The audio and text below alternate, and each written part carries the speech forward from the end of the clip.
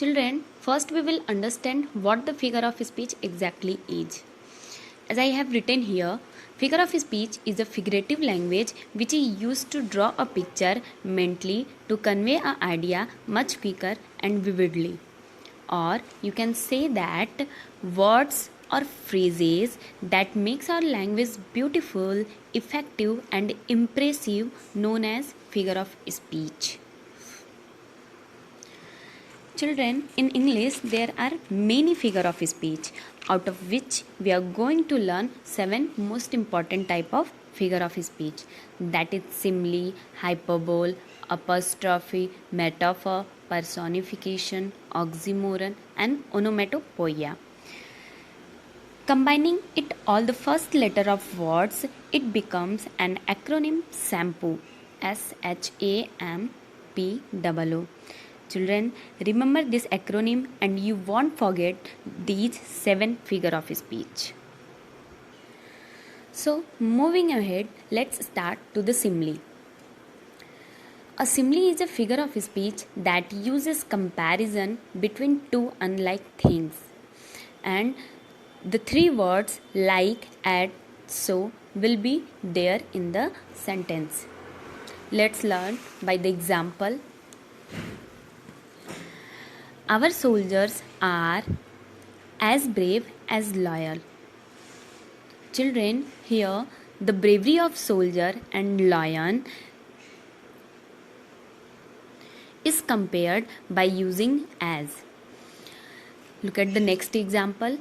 She is like an angel.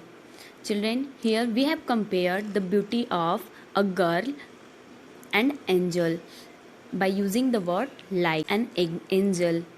Children, here we have compared the beauty of a girl and angel by using the word like. So these are the example of simile.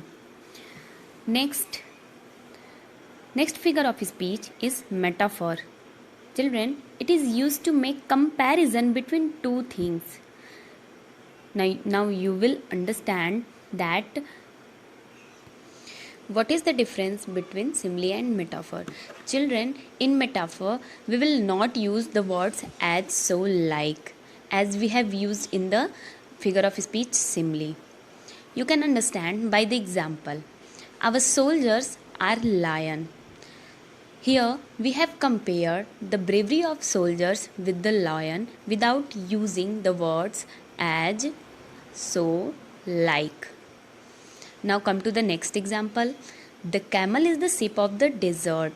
Here we have compared the camel sheep of the desert. We have compared the camel as the sheep. And the next example is life is a dream. So these are the examples of metaphor without using as, so, like.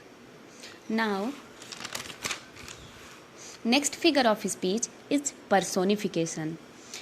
When human qualities are given to the object or ideas, or when the human qualities are being compared to the any object and ideas, that will be personification. You can see in the example, the sun smiled at us. Children, here the smiling is the nature of human being.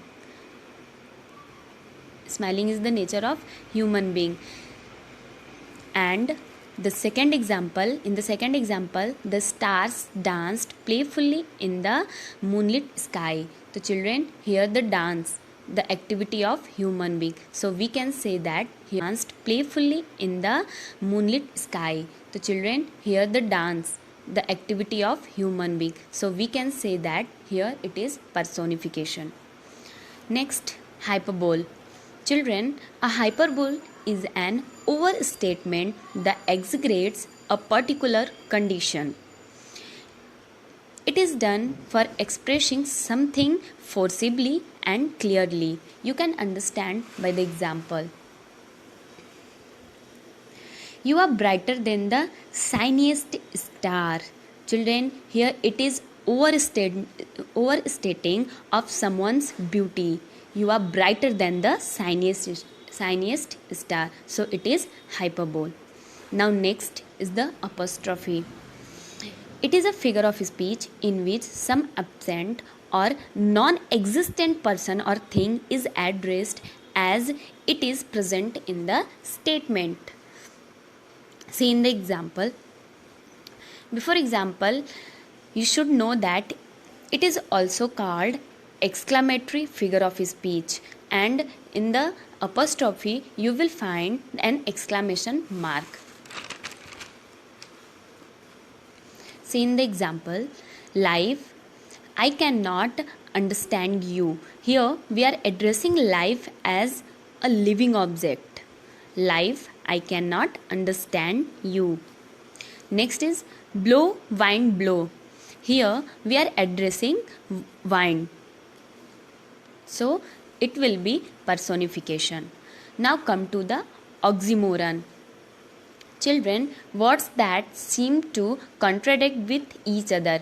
It means one word says some another thing and the second word will say another thing. See in the example, it is an open secret. Children, you can see here the two different words are used here, open and secret. If it is a secret, it can't be open. It is an open secret. Children, you can see here the two different words are used here, open and secret. If it is a secret, it can't be open, and if it is open, it can't be secret. Same as it is, he is clearly confused in his decision. Children, clearly and confused, these are the two opposite words. Now come to the last figure of speech, onomatopoeia. Children, a word which imitates the natural sounds of thing, or it also presents the sound of something, that will be called onomatopoeia. Let's learn by the example. The buzzing bee flew away. Children, here the buzzing is the sound of bee. And in the next example, the large dog said bow bow. Children, here the sound of dog is indicating the figure of speech onomatopoeia. These are all the 7 most important figure of speech that we have discussed in this video. Thank you and Jai Hind.